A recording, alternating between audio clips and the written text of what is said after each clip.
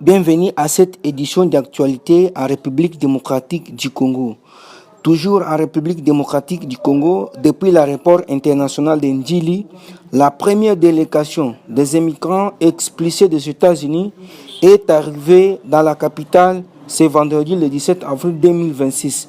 Ils seront accueillis par la HCR au commissariat des réfugiés qui se trouve à Kinshasa, en République démocratique du Congo. Toujours en République démocratique du Congo, face à la crise persistante au Moyen-Orient et ses persécutions sur les prix des produits pétroliers raffinés à l'échelle internationale et conformément aux orientations du gouvernement, le comité suivi des prix des produits pétroliers a procédé le mercredi le 15 et jeudi le 16 avril 2026 à l'adoption de nouvelles structures des prix des produits pétroliers pour l'ensemble des zones d'approvisionnement, l'ouest, nord, sud et est.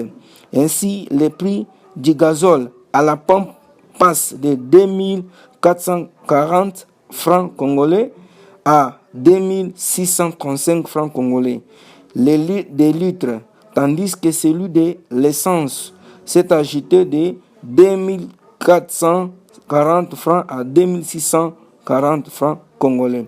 Toujours en République démocratique du Congo, une mission a été menée au Nigeria par le vice-premier ministre, ministre de l'économie nationale, pour explorer des solutions concrètes pour sécuriser l'approvisionnement en produits pétroliers.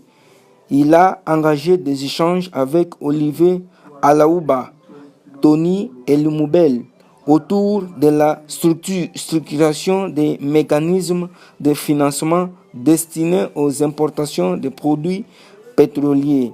Toujours en République démocratique du Congo, mauvaise nouvelle est tombée. Plusieurs demandes d'asile en Belgique vont être rejetées, a annoncé la ministre belge de l'Asile et de la Migration, Anaya van Bossut. Elle a prévenu que la plupart des dossiers, notamment ceux déposés par des habitants de Kinshasa, République démocratique du Congo, sans réelle crainte de persécution, seront refusés.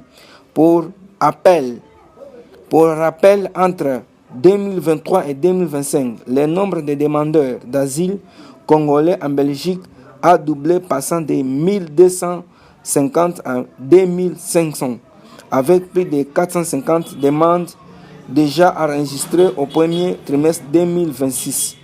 La ministre a par ailleurs dénoncé l'utilisation abusive du visa Schengen à des fins d'asile et promis les expulsions forcées pour les débouter.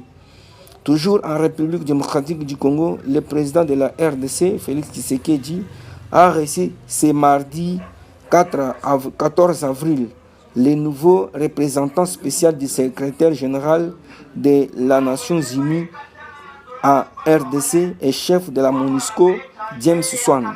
Les discussions ont plus particulièrement porté sur la mise en œuvre du nouveau mandat que le Conseil de sécurité a confié à la MONUSCO dans le cadre de la résolution 2808 et les responsabilités opérationnelles issues de 2773.